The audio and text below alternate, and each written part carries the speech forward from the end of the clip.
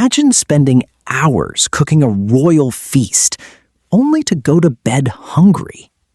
In Tudor palaces, servants prepared mountains of roasted meat, pies, bread, and sweet desserts for the king and his court.